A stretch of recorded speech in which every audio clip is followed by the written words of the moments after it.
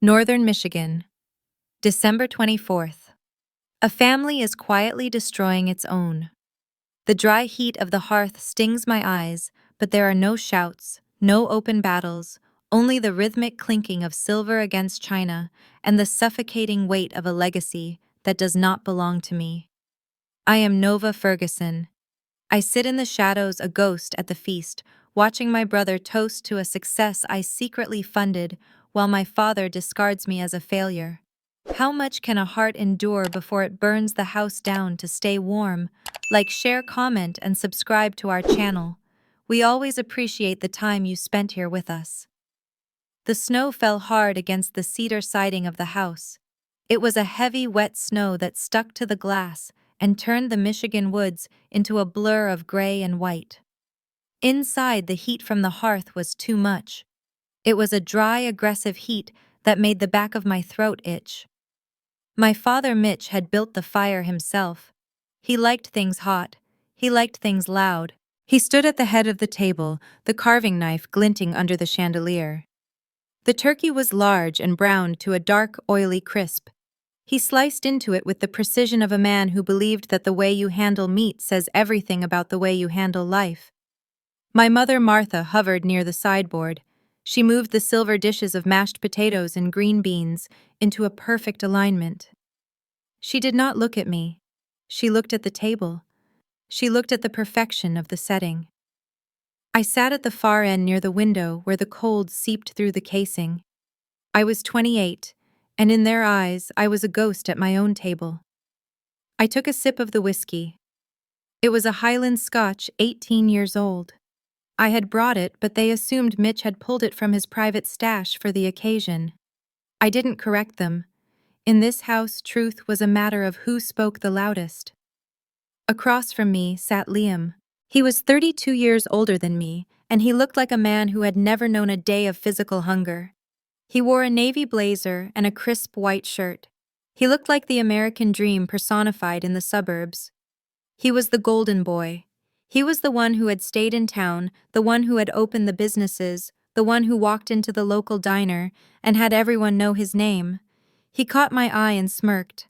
It was a small, tight smile that didn't reach his eyes. He knew I was the target tonight. I could feel it in the way the air sat heavy in the room. "The snow is good for the land," Mitch said. He laid a thick slab of white meat on a plate. "Builds the water table for the spring. It's honest weather." "It's beautiful, Mitch," Martha said. She finally sat down. She smoothed her silk napkins over her lap. Her hands were thin and spotted with age, but her grip on the world was still iron. "It feels like a real Christmas, now that we're all together. Even the ones who don't usually make the effort." She didn't look at me when she said it. She didn't have to. I was the one who had moved away to the city, the one who worked in digital assets and consultancy. To my parents, these were words for people who didn't want to get their hands dirty. They saw the world in bricks and mortar, in tractors and storefronts.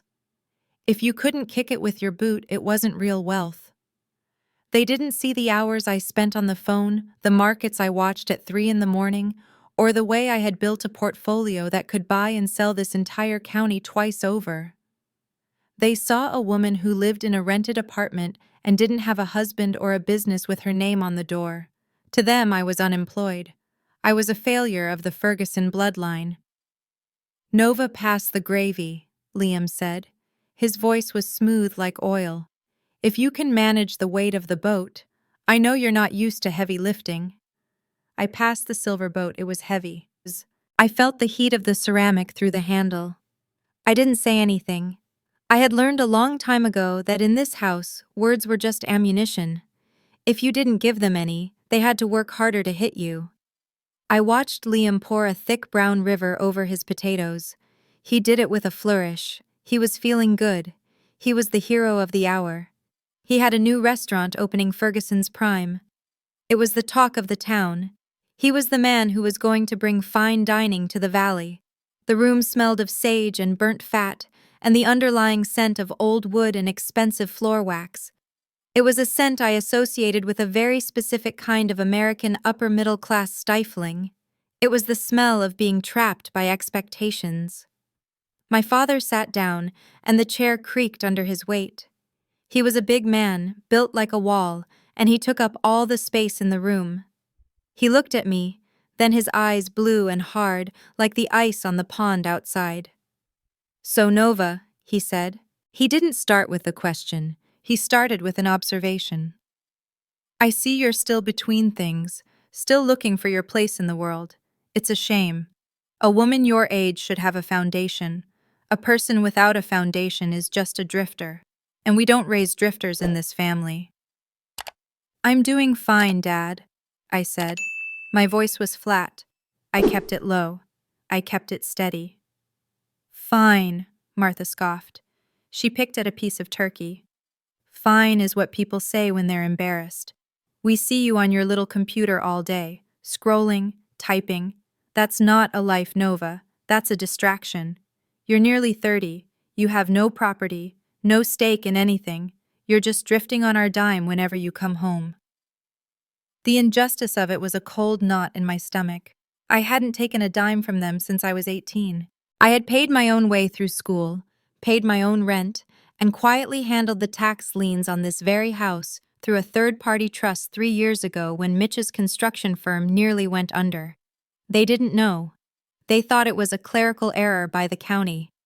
I let them believe that because I wanted them to have their pride. I wanted to be the daughter who was just there, the one who didn't need their approval because she had her own. But tonight the pride was turning into a weapon. "You should look at your brother," Mitch continued.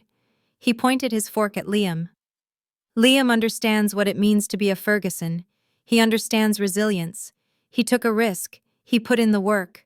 He's built something that will last, something the community can see. That's what it means to be free, Nova. To own your own ground. To be the master of your own shop. You're just a guest in other people's worlds." Liam leaned back, soaking it in. He took a long drink of wine. The light from the fire reflected in the glass, casting a red glow over his face. He looked like a king in a very small kingdom. He was enjoying the spectacle of my diminishment. It was the traditional Christmas entertainment. "It's okay, Dad," Liam said, his voice dripping with fake sympathy. "Not everyone has the stomach for it. Nova was always the sensitive one, the one who wanted to hide in books and screens. The world is a hard place. Some people are just built to be taken care of." I looked at the window. The snow was coming down faster now. It was a white wall. Beyond that wall was the rest of the world. A world where I was a shark. A world where I moved millions of dollars with a keystroke. A world where people feared my no and craved my yes. But in this room, under the glow of the Ferguson chandelier, I was just a girl who didn't have a real job. I felt the weight of the silence I had kept for years. It was a heavy weight like the snow on the roof. I wondered how much more it could take before it collapsed.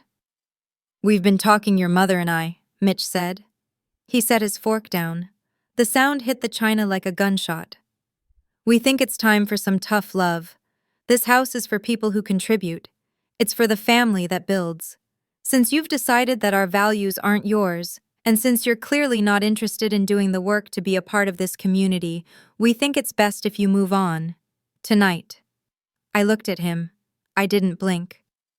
"Tonight, it's a blizzard, Dad." "The roads are plowed well enough for someone with your ambition," he said. "You can stay at a motel, or better yet, go back to that city you love so much. If you're so independent, prove it.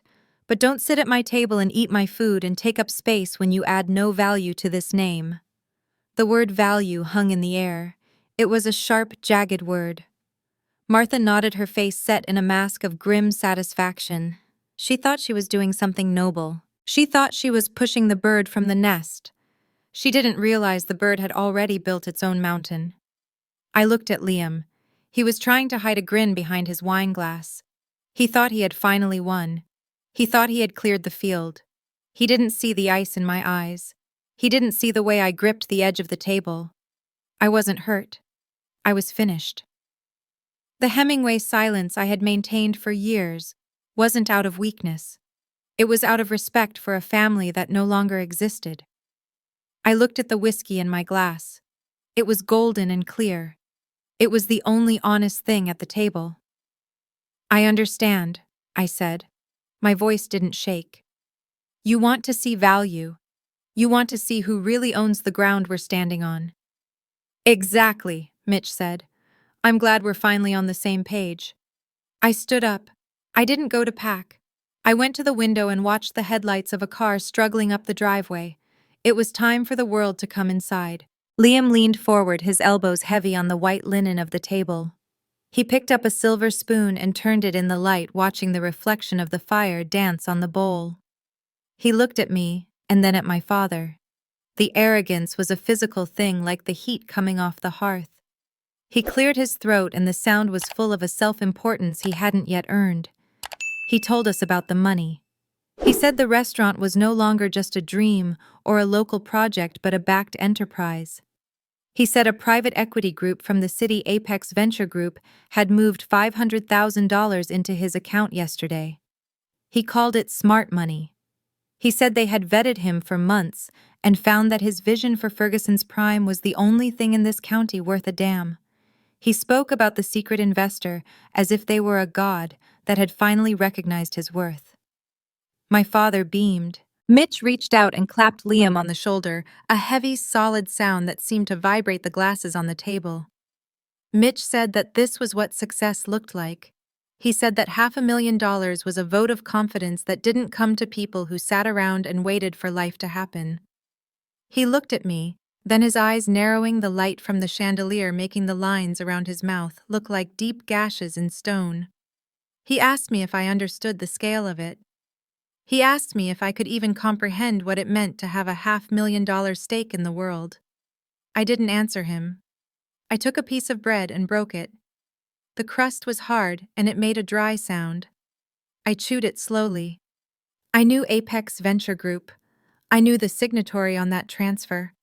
I knew the morality clause buried on page 42 of the investment agreement, the one that defined personal conduct and the treatment of family as a material condition of the loan. I had written it myself 3 weeks ago in my office overlooking the city.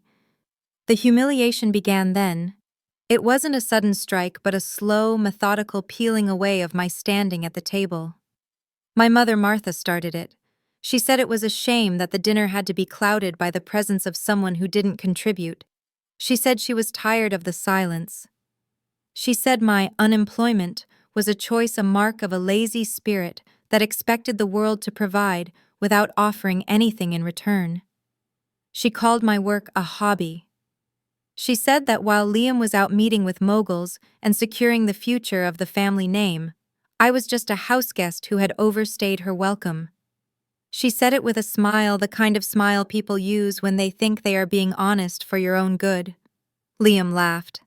He said I was lucky he was such a good brother, or I'd be out on the street already. He told the table that he had seen my bank statements once, a lie he invented on the spot, and said there wasn't enough in there to pay for a tank of gas. He said I was a drain on the Ferguson resources. He said I was a ghost in the machine. He was riding the high of his new wealth, a wealth he didn't realize was an anchor I had placed around his neck. Mitch stood up again. He didn't like the way I was looking at the snow. He wanted my eyes on him. He wanted me to feel the weight of his judgment. He told me that resilience was the backbone of this country. He said that men like him and Liam were the ones who built the towns and kept the lights on. He said that personal freedom was earned through production. He told me that since I produced nothing, I had no right to the freedom of his house. He told me that he was tired of hosting a person who added no value to the life they were living. He said the word value again, and it sounded like a hammer hitting an anvil. He told me that tonight was the end of the road. He said he wanted me out. He said he wanted me to have my bags by the door and be gone by midnight. The blizzard was screaming against the window now, a white fury that made the idea of the road seem like a death sentence. But Mitch didn't care about the weather. He cared about the principle. He said that a Ferguson who didn't work, didn't eat, and they certainly didn't sleep under his roof. He said it was a matter of community standards. He said the town looked up to them, and having a daughter who lived like a drifter was a stain he was no longer willing to scrub. "Your brother is a mogul," Mitch said. The words were heavy and deliberate. "He's a man of substance, You're just a house guest we're tired of hosting. There's no room for dead weight in this house, Nova. Not on Christmas, not ever. The cruelty of it was culturally grounded in a very specific kind of American hardness, the kind that mistook coldness for strength and exclusion for discipline. They thought they were being righteous. They thought they were upholding the values of their fathers. They didn't see that they were just being small. Liam smirked and took another bite of his turkey. He looked like he had already forgotten I was there. He was already spending the $500,000 in his head. He was thinking about the marble countertops and the wine cellar and the local press. He didn't see me reach into my pocket and feel the cold glass of my phone. He didn't see the way my thumb hovered over the screen. I thought about the house. I thought about the trust I had established to pay the back taxes when Mitch had failed to keep his own bricks-and-mortar business afloat during the downturn. I thought about the fact that the very chair he was sitting in was essentially mine, held in a legal silence he was too proud to even suspect. Midnight, I said. It wasn't a question. It was a confirmation. Midnight, Mitch said. I'll watch you walk to your car myself. I want to see you take that first step toward being a real person, even if it's into a storm. That's how you learn resilience, Nova. You learn it when the world stops being kind. I've learned a lot tonight, I said. I stood up. I didn't look at my plate. I looked at Liam. He looked back, his eyes dull with the comfort of his new success. He thought he was untouchable because he had a contract and a check. He didn't understand that a contract is only as strong as the person who holds it. He didn't understand that the faceless group he worshipped was sitting 5 feet away from him drinking the scotch he thought he was entitled to. I felt a strange sense of clarity. The Hemingway silence was gone. The iceberg was starting to shift, and the part that remained submerged was about to break the surface. I walked toward the hallway. I didn't go to my room to pack. I went to the coat closet and pulled out my heavy wool coat. I could hear them talking behind me. They were already laughing. They were celebrating the tough love they had just dispensed. They were talking about the restaurant again. They were talking about the future. I stepped into the mudroom and pulled on my boots. The air was colder here, away from the fire. It felt better. It felt honest. I took my phone out and sent a single text to a man named Miller. Miller was my lead counsel. He was also a man who didn't believe in holidays when there was work to be done. The text was short. It was 3 words: execute the breach. I knew where the sheriff was. I knew he was at the station 3 miles away waiting out the storm. I knew he had the papers in his glove box because I had paid for the expedited filing 2 days ago just in case the dinner went the way I knew it would. I had hoped for a different outcome. I had hoped they would be the family I remembered from when I was small. But hope is not a strategy. Resilience is. I stood in the dark of the mudroom and waited. I watched the clock on the wall. The second hand moved with a steady mechanical click. 10 minutes, then 20. The laughter in the dining room continued. It was the sound of people who thought they were the masters of their own shop. It was the sound of a world that was about to disappear. The knock on the heavy oak door was not a request. It was 3 sharp metallic raps that cut through the sound of the wind and the crackling of the fire.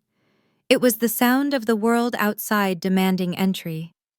Liam froze with a fork halfway to his mouth, his eyes darting toward the foyer. A slow, smug grin spread across his face.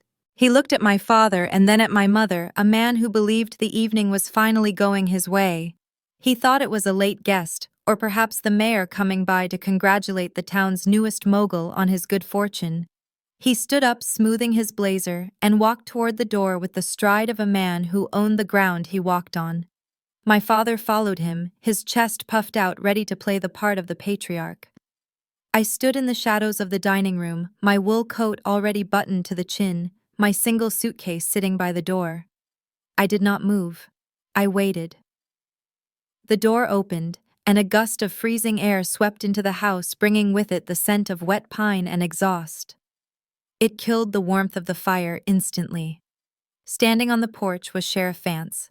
He was a tall man weathered by 30 years of Michigan winters, his tan uniform dark with melted snow. He didn't step inside. He stood on the threshold, his wide-brimmed hat pulled low against the wind. He held a thick manila envelope in his gloved hand. Liam reached out a hand, his voice loud and performative. He called the sheriff by his first name. He asked him to come in for a drink to celebrate the big news. But Vance didn't move. He didn't take the hand. He looked at Liam with a look that was somewhere between pity and professional distance. He looked past him, searching the room until his eyes found mine. He gave me a short, respectful nod. "Ms. Ferguson," he said. His voice was a low rumble. "Evening, Sheriff," I said. I stepped into the light of the foyer. Liam laughed, but the sound was thin. He asked the sheriff why he was talking to me when the man of the house was standing right in front of him. He told the sheriff that I was on my way out, that I was no longer a part of the household's affairs. My father chimed in, his voice gruff and impatient. He told Vance to stop playing games and state his business. The sheriff didn't look at my father. He looked at the envelope. He pulled out a stack of legal documents, the blue backing of the court filings crisp and clean against the grit of the mudroom. He handed them to Liam. He didn't hand them to me. He didn't hand them to the man of the house. He handed them to the borrower. "I'm here to serve a notice of immediate foreclosure and seizure of assets," Vance said.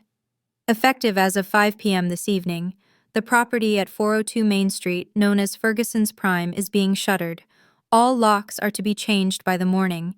No assets are to be removed from the premises." The silence that followed was heavy.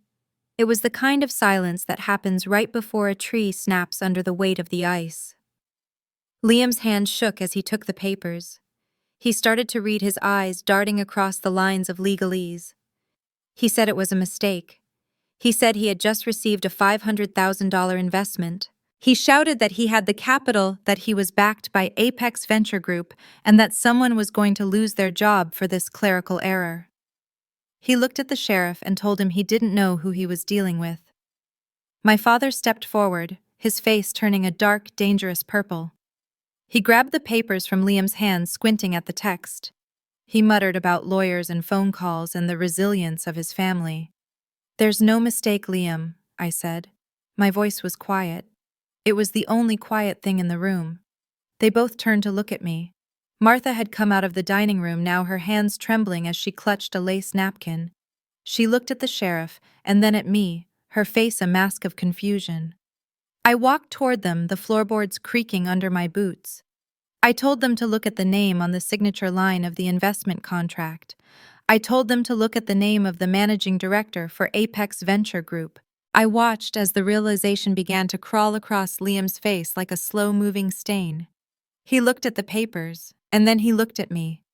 His mouth opened, but no sound came out. He looked like a fish pulled from a frozen lake, gasping for air that was too thin to breathe. "Apex is mine," I said. I let the words hang in the air. "I am the silent investor. I am the one who put the money into your account, Liam, and I am the one who just took it back." My father let out a sound that was half laugh and half snarl. He told me I was lying. He said I didn't have that kind of money, that I was just a girl with a laptop and a rented room. He said I was trying to play a trick to get back at them for kicking me out. But the sheriff didn't move. He stood there like a stone, a witness to the truth. He told my father that the filings were verified. He told him that the bank had already frozen the accounts. He told him that the property belonged to the lender now, and the lender was sitting right in front of them. I stepped closer to Liam. I could see the sweat on his forehead despite the cold air blowing in from the porch. I explained the reality of the situation in plain declarative sentences. I told him about the morality clause. I reminded him of the language he had signed without reading the language that allowed the lender to recall the loan in full if the borrower engaged in conduct that brought disrepute to the lender's family values. I told him that I had watched him for years. I had watched him bully the staff at the diner, watched him lie to the local board, and tonight I had watched him treat his own sister like a parasite. I told him that his mogul status was a house of cards I had built for him just to see if he would have the character to keep it standing. He had failed. "You said I add no value, Dad," I said, looking my father in the eye. You said that in this family, we only host those who produce. Well, tonight I produce the end of Liam's career. I produced a vacuum where his dream used to be. I am the one who has been keeping this family's name off the tax delinquency lists for 3 years. I am the one who has been the master of this shop from 300 miles away. The humiliation was total. It was a physical weight that seemed to bow my father's shoulders. He looked at the house he thought he owned, and then he looked at the daughter he thought he knew. He saw a stranger. He saw a woman who had used his own philosophy of tough love and resilience to dismantle his favorite son. Martha began to cry, a soft whimpering sound that was lost in the wind. Liam dropped the papers. They fluttered to the floor, landing in the slush that had tracked in from the sheriff's boots. He looked at me with a hatred that was pure and white, but beneath the hatred was a profound, soul-crushing fear. He was 30 years old and he was nothing. He was exactly what he had accused me of, being a guest in someone else's world. "The papers are served," Vance said. He looked at me one last time. "Do you need a ride to the motel, Ms. Ferguson?" "No, Sheriff," I said. "I have my own car, and I have my own way." I picked up my suitcase. I didn't look at the fire.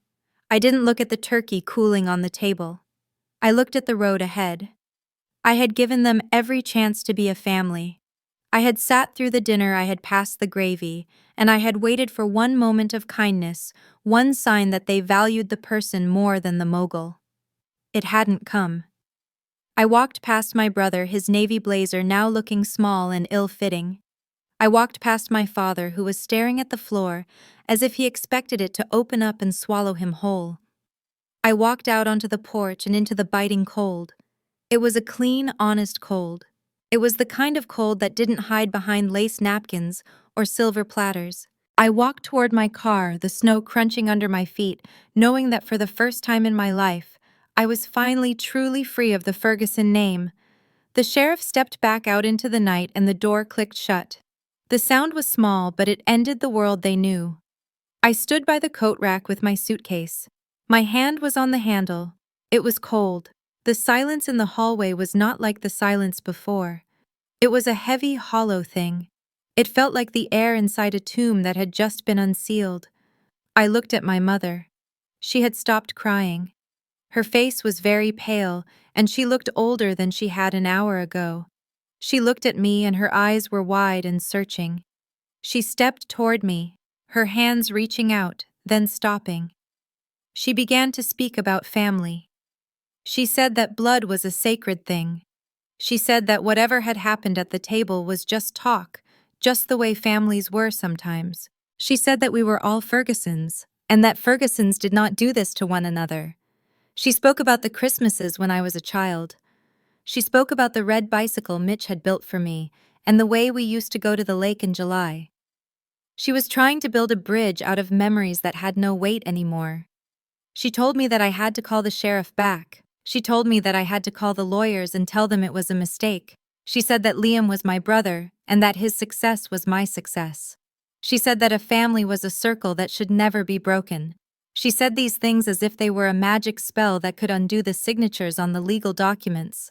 I looked at her, and I did not feel the pull of the circle. I felt the cold from the door. I told her that a family was not just a name. I told her that a family was a contract of mutual respect, and that they were the ones who had breached it years ago. I said that they had treated me like a stranger while I was the one keeping the roof over their heads. I said that love was not a weapon you used to demand silence. My voice was very steady. It was the voice I used when I was closing a deal that would put a competitor out of business. It was a good voice. It was a hard voice. It was the only voice that worked in this room.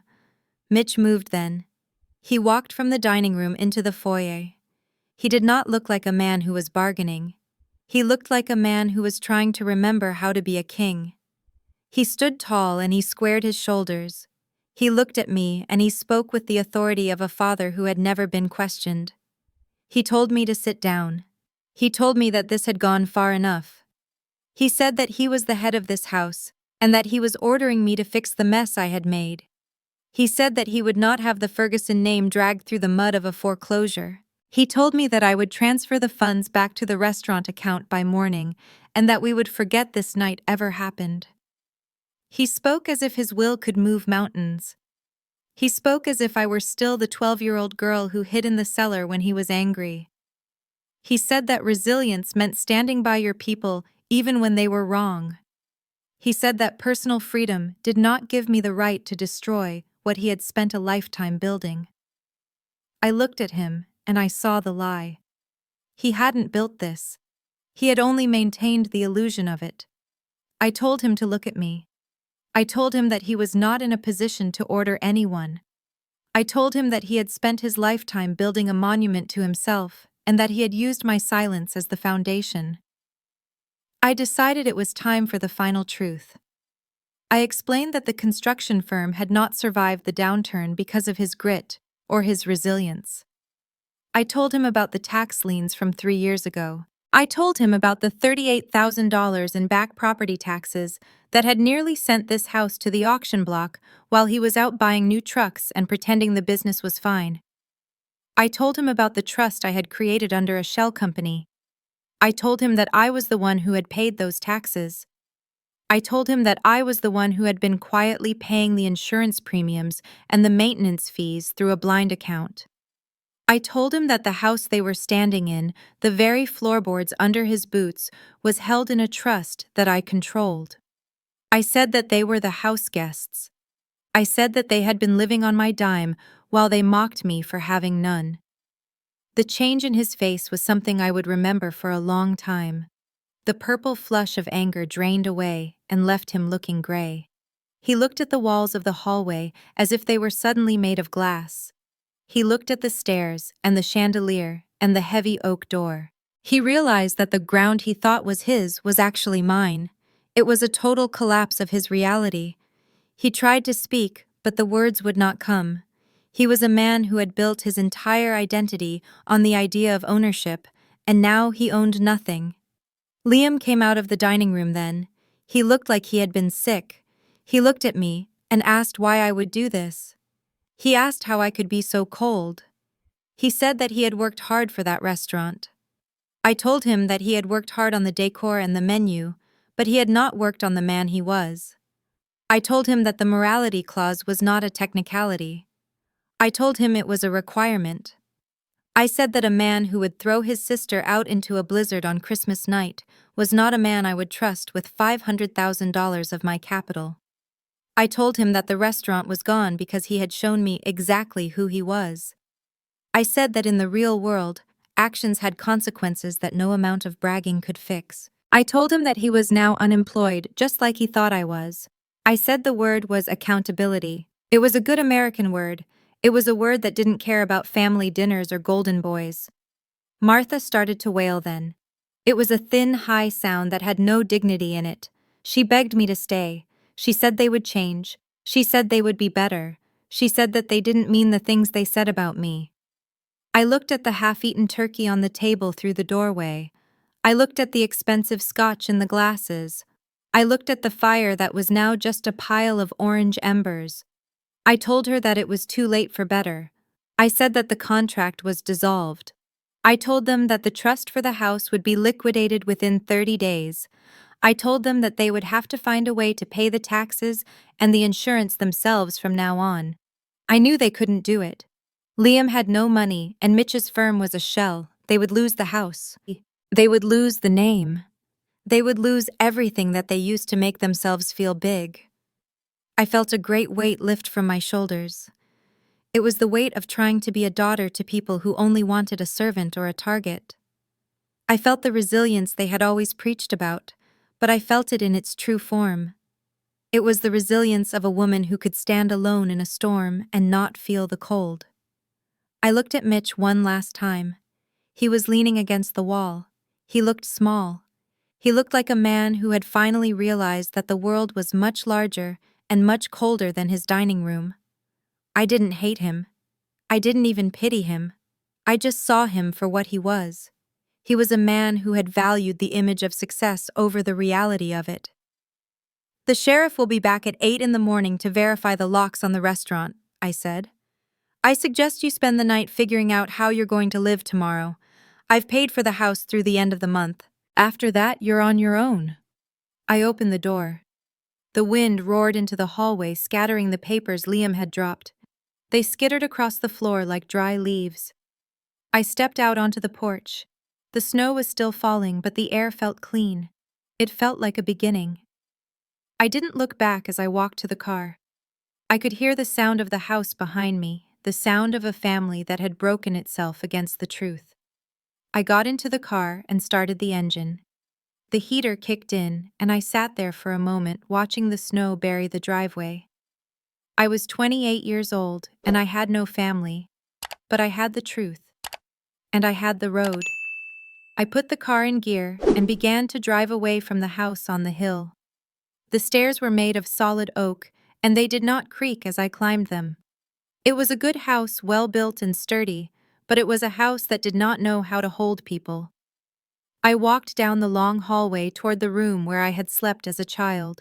The walls were lined with photographs of Liam's trophies and Liam's graduations and Liam's milestones. There were very few of me. I did not mind. A photograph is just a way of trying to stop time, and time is not something that can be stopped. I entered the bedroom. It was cold because I had left the window cracked open a sliver to let out the smell of cedar and old dust. The bag sat on the bed. It was a black leather bag, heavy and well made. I had packed it 3 days ago before I even boarded the plane to come here. I had known this would happen. I had hoped it would not, but I had known.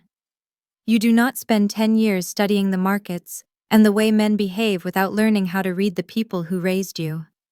I knew the cycle of their pride, and I knew the trajectory of Liam's greed. I knew that the dinner would end with an ultimatum, because that was the only way Mitch knew how to lead. He led by cutting things away. I checked the side pockets of the bag. My passport was there. My laptop was there. The charger was coiled neatly. Everything was in its place. I zipped the bag closed. The sound of the zipper was sharp and final in the quiet room. Below me, I could hear the muffled sound of a chair dragging across the floor and the low, jagged murmur of my father's voice. He was still talking. He was a man who believed that if he talked long enough, the world would have to agree with him. I swung the bag onto my shoulder. It was heavy, but it was a weight I knew how to carry. I walked out of the room, and I did not look back at the bed or the desk or the view of the woods. Those things belonged to a girl who no longer lived here. I walked back down the stairs. The light in the foyer was dim now. One of the bulbs in the chandelier had flickered out. I saw them through the arched doorway of the dining room. They were like figures in a painting that had been left out in the rain. Liam was sitting with his head in his hands. The legal papers were scattered around his feet like white birds that had been shot out of the sky.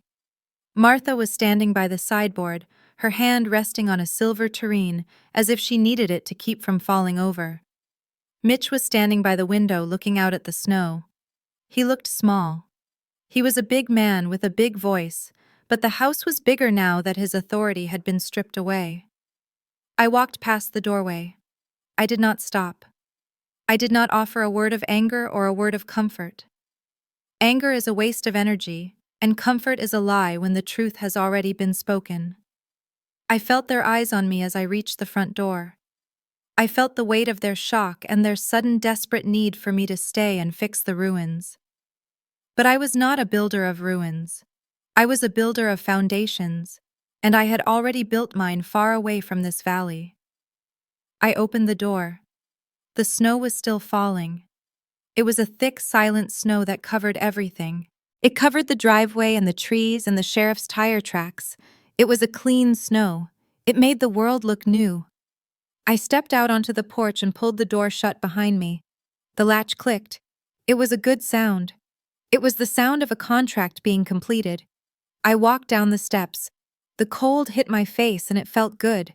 It was a sharp, honest cold that did not pretend to be anything else. I walked toward the car. It was a black SUV with 4-wheel drive and a full tank of gas. I had rented it at the airport because I knew I would need to be able to move when the time came. I put my bag in the back and climbed into the driver's seat. The interior of the car smelled of leather and cold air. I started the engine. It was a strong engine and it turned over on the first try. The headlights cut through the white dark, illuminating the swirling flakes of snow. I sat there for a moment watching the house. From the outside, it looked perfect. The lights were warm and the decorations were tasteful, and the smoke rose from the chimney in a steady gray line. It looked like the American dream, but I knew what was inside. I knew the rot of the pride and the hollowness of the success. I put the car in gear and began to back down the driveway. I moved slowly because the snow was deep and I did not want to slide. I saw the front door open for a second. A figure stood in the light. It might have been Martha, or it might have been Liam, but I did not wait to find out. I turned the wheel and headed toward the main road. The car handled the snow well. It was a machine that did what it was told.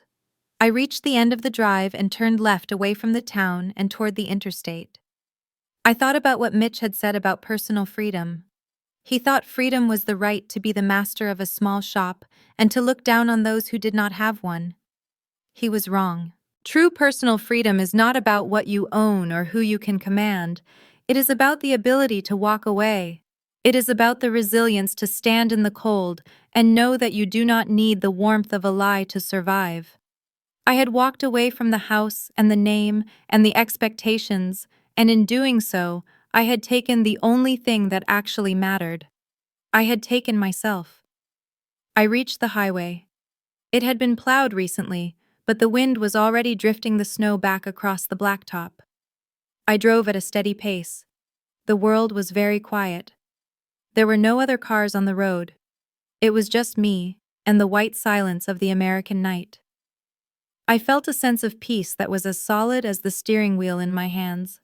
I was 28 years old and I was alone, but I was not lonely. To be lonely is to miss something you think you need. I did not miss anything. I had my work and I had my resources and I had the road.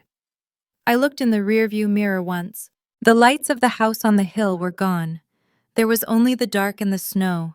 I turned on the radio and found a station playing old jazz, the kind of music that doesn't try too hard to be happy. I watched the mile markers go by. Each one was a distance between who I was and who they wanted me to be. I thought about the city. I thought about the office and the glass walls and the way the sun looked when it rose over the lake.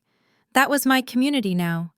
It was a community of people who were judged by what they did and how they kept their word. It was a hard world, but it was a fair one. It was a world that valued the silence of a well-executed plan over the noise of a brag. The snow began to thin as I drove further south. The sky was still dark, but I could see the faint gray line of the horizon beginning to form. It was almost morning. It would be a cold morning, but the sun would come up and the light would be very clear on the snow. I felt the resilience of the land. It was a country that had been built by people who knew how to leave things behind. They left the old world and the old names and they went out into the trees and the plains to find something that was theirs. I was doing the same thing. I was driving into the white silence and I was not afraid. I knew how to navigate. I knew how to survive the storm. I adjusted the heater and felt the warmth on my hands. I was free. I was a Ferguson by blood perhaps, but I was Nova by choice. And choice is the only thing that has ever really added value to a life. I drove on into the morning, and I did not look back again. The engine hummed a low, steady note as the taillights finally vanished into the winter haze, leaving the house on the hill to its own cold silence.